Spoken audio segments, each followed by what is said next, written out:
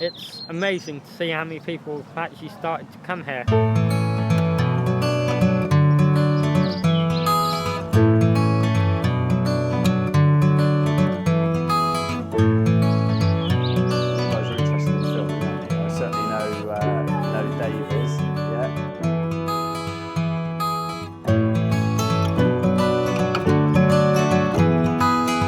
Welcome to the Flourish Wellbeing Garden, where we work together to create a fun and inclusive environment. Where we lose track of time, up to our elbows in soil. We enjoy each other's company, laughs and inspiration.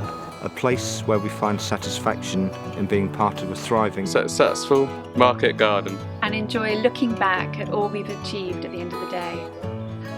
The Flourish project was set up around 4 to 5 years ago. The whole aim of the project is about improving the wellbeing for all. It's an activity for a huge mix of disabled people and those living with mental health illness to come together.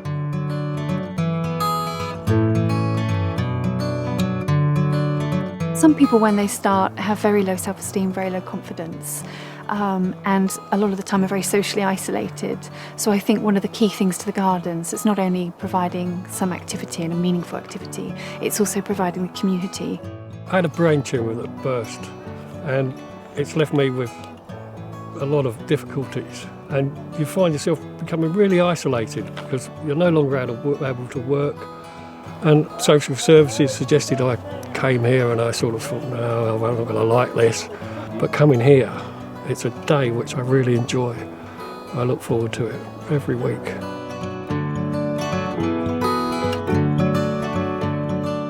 We have staff with wonderful skills, and so we can offer woodworking and arts and crafts skills along the way.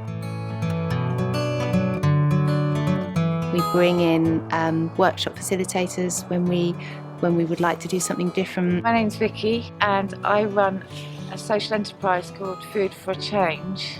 It's cookery, cheap, delicious, nutritious food and how it impacts on physical and emotional health. We do run the garden as a market garden. We sell the veg in the community, some local restaurants and cafes, and also the local food assembly. And that provides the meaning and purpose for why we do all of this. This time of year, I do a lot of harvesting. I'm doing veg boxes for today.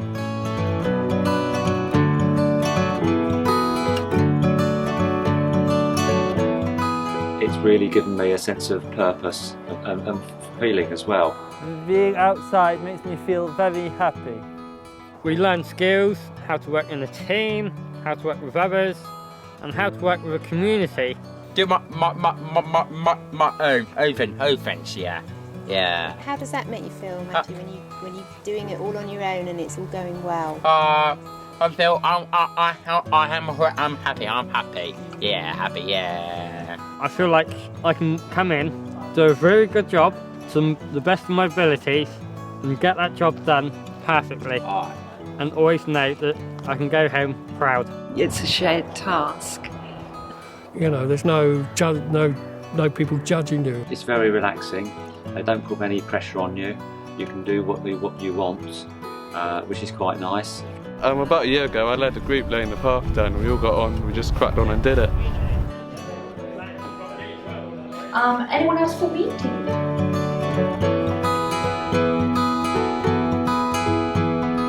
What am I looking at here?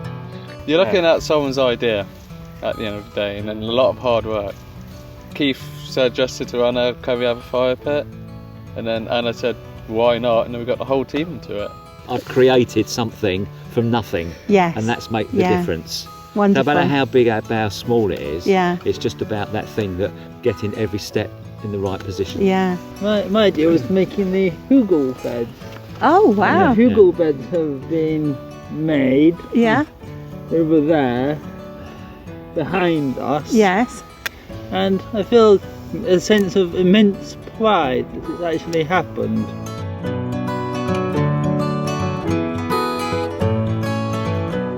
Having that sense of accomplishment and purpose really does benefit people's confidence, increase their self-esteem, and they feel they're contributing, being part of a community.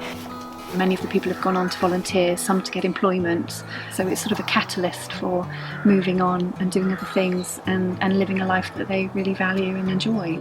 So I've seen people turn up really nervous the first week and not knowing if it's for them, not finding anything to say to anybody, and within a couple of weeks they're really confident and people are encouraged to own the project. It's not like, you know, stand there and do this. Everybody's part of it. I've seen huge differences in people. I'm thinking of a young lady who came in who had a nervous breakdown and her anxiety levels were absolutely through the roof, to the point where she could barely sit on a chair and have a conversation with me. She was so physically anxious the entire time. And I would say within 4 months of working here, I just saw an entirely different person. She started volunteering outside of coming here as well in another agency working with people with learning disabilities, and that organisation after 6 months offered her employment, which she got, and she's still there.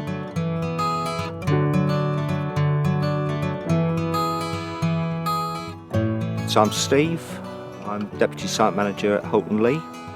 I was pretty much isolated before I came here, 3 days a week, doing recovery stuff, and the rest of the time locked away in my own little world. Came onto the programme and really started to discover who I was again. Regained a little bit of self-respect and personal pride again.